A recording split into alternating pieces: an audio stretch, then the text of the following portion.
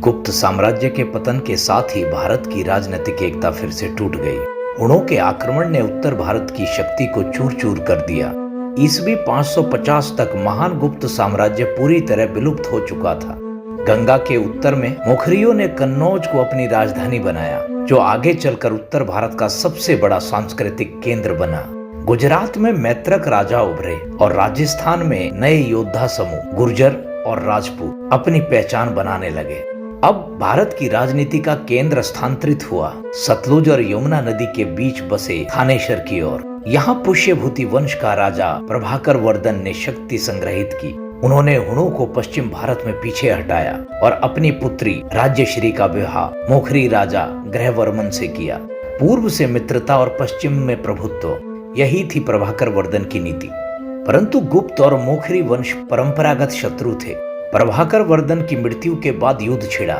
इस संघर्ष में मोखरी राजा ग्रहवर्मन और थानेश्वर के राज्यवर्धन दोनों की मृत्यु हो गई। तब सिंहासन पर बैठे हर्षवर्धन मात्र 16 साल की आयु में। यही युवक आगे चलकर पूरे उत्तर भारत को एक सूत्र में बांधने वाला शासक बना।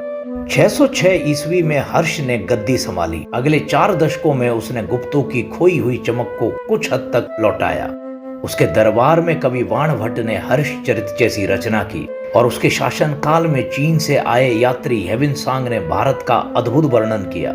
हेविनसांग न केवल बौद्ध ग्रंथों की खोज में आए थे, बल्कि वे स्वयं हर्ष के मित्र और सम्मानित अतिथि बने। हर्ष ने गुजरात से लेकर बंगाल तक अपनी सत्ता स्थापित की, लेकिन उसका साम्राज्य सामंती ढांचे पर आधारित था। अनेक पुराने राजा उसके सामंत बनकर शासन करते रहे। गुजरात के मैत्रक राजाओं को उसने हराने के बाद भी सिंहासन पर बने रहने दिया। असम के भास्कर वर्मन जैसे दूरस्थ राजा भी उसके दरबार में उपस्थित थे। हर्ष का एकमात्र असफल अभियान दक्षिण की ओर था। जब उसने चालुक्य राजा पुलकेशन द्वितीय पर आक्रमण किया तो नर्मदा नदी के तट पर उसकी सेना पराजित हुई। उसके बाद वो कभी दक्षिण नहीं जा सका। हर्ष एक न्यायप्रिय और उदार शासक था। हेविनसांग लिखते हैं कि वह स्वयं सड़क किनारे बने मंडप में प्रजा की शिकायतें सुनता था। वह विद्वानों और भिक्षुओं का संरक्षक था और स्वयं ने 3 नाटक भी लिखे। परंतु उसके बाद उत्तराधिकारी न होने के कारण उसका साम्राज्य शीघ्र ही बिखर गया। हेविनसांग के अनुसार हर्ष के समय तक बौद्ध धर्म पतन की ओर था। हर्ष स्वयं अपने जीवन के अंत में बौद्ध विचारों से प्रभावित हुआ, पर समाज में नई तांत्रिक परंपराएं और सती जैसी प्रथाएं बढ़ने लगी, जो सांस्कृतिक पतन के संकेत थे।